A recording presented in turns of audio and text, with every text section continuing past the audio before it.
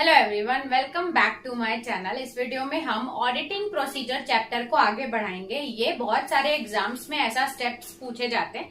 इस वीडियो में हम ऑडिटिंग प्रोसीजर में जो स्टेप्स होते हैं उनको डिस्कस करने वाले हैं। बहुत सारे एग्जाम में जो मैंने पॉइंट लिखे हैं उसका इंडिविजुअल पूछता है। जैसे कभी कभी पूछता है कि टेस्ट चेकिंग के एडवांटेजेस या डिसएडवांटेजेस बता दीजिए, वाउचिंग क्या होता है उसके एडवांटेजेस और डिसएडवांटेज बता दीजिए। तो इस हिसाब से अगर मैं आपको जो भी बताऊंगी उसका मैं बाजू में थोड़ा बहुत जो इंट्रोडक्शन है आपको स्क्रीन पे दिखेगा, वो आप नोट्स के लिए लेना चाहे तो लिख सकते हैं। अगर आपको इंडिविजुअल हर पॉइंट की वीडियो चाहिए तो आप कमेंट में लिख दीजिएगा, मैं आपके लिए अलग इंडिविजुअल वीडियो लेके आऊंगी जिसमें आप सारे पॉइंट डिटेल में डिस्कस कर दिए जाएंगे। इसमें मैं आपको रफ बता रही हूँ, अगर आपका एग्जाम है तो आप रफ एक बार समझ के अपने ओन वर्ड्स में लिख के आ सकते हैं।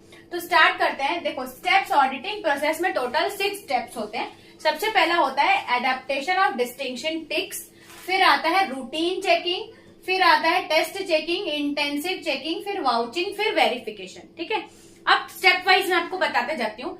एडॉप्शन ऑफ टिक, ये मैंने पहले भी बता चुका है कि जब भी एक ऑडिटर या ऑडिटर क्लर्क चेक करने जाता है तो वो जो भी बिल रहेंगे और सिस्टम में जो एंट्री रहेगी उसके साथ अगर वो मिलाएगा तो वो एक स्पेशल टिक यूज करेगा।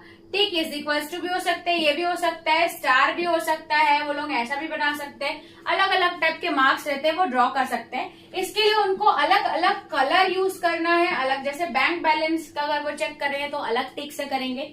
इस तरीके से इसमें दिया है एडॉप्शन ऑफ डिस्टिंक्शन टिक्स। आपको यहाँ पे स्क्रीन पे दिख रहा होगा। अगर आपको इसके बारे में कोई पैराग्राफ चाहिए तो आप 3-4 लाइन मैंने यहाँ पे लिखी है, आप देख सकते हैं। इसको नोट्स के लिए आप लिख सकते हैं। इसमें इतना ही बताता है कि अगर डिस्टिंक्शन टिक रहेंगे तो उनको समझ में आ जाएगा इसकी वाउचिंग हुई है कि नहीं। अगर कहीं पे कोई गलती है तो उसके लिए वो अलग टिक यूज करें। ये बात याद रखें कि ये जो भी टिक आप यूज कर रहे हैं ये क्लर्क या स्टाफ को नहीं बताना है। जो क्लाइंट स्टाफ है उनको ये डिस्क्लोज नहीं करना है और आपको अपने तक ही रख के अलग अलग टिक का यूज करना है अपने वर्क के लिए। ठीक है, तो ये पहला स्टेप होता है। दूसरा स्टेप होता है रूटीन चेकिंग। बहुत सारे जैसे कंटिन्यूस ऑडिट होता है यहाँ, तो एक ऑडिटर क्या करता है, रोज ही वो अपने बैलेंसेस, ट्रांजेक्शन्स रोज अगर वो मैच करता जाएगा कि बैंक बैलेंस अभी तक का टैली है कि नहीं, जनरल का बैलेंस, सेल्स का बैलेंस, ये सब टैली है कि नहीं। अगर वो रोज का ऐसे टैली रूटीन चेक करता जाएगा तो जो ऑडिट में गलती के चांसेस है वो कम होंगे। आपको स्क्रीन पे रूटीन चेकिंग की थोड़ी बहुत डेफिनेशन दिख रही होगी, आप उसको लिख सकते हैं फॉर योर नोट्स की थोड़ा बहुत रिवीजन के लिए। तो आई होप आपको रूटीन चेकिंग समझ में आएगा। फिर होता है टेस्ट चेकिंग। टेस्ट चेकिंग यानी कि एक ट्रांजेक्शन, अगर एक ऑर्गेनाइजेशन में आप जाते हैं, बहुत बड़ा ऑर्गेनाइजेशन है तो दिन भर में बहुत सारे ट्रांजेक्शन्स होते हैं और उन सारे ट्रांजेक्शन्स को सारे एक एक बिल मिलाना किसी भी ऑडिटर के लिए पॉसिबल नहीं होता। तो वो ऑडिटर क्या करता है, थोड़ा बहुत ऊपर ऊपर से 1-2 बैलेंसेस मैच करता जाएगा, 1-2 ट्रांजेक्शन मिला लेगा।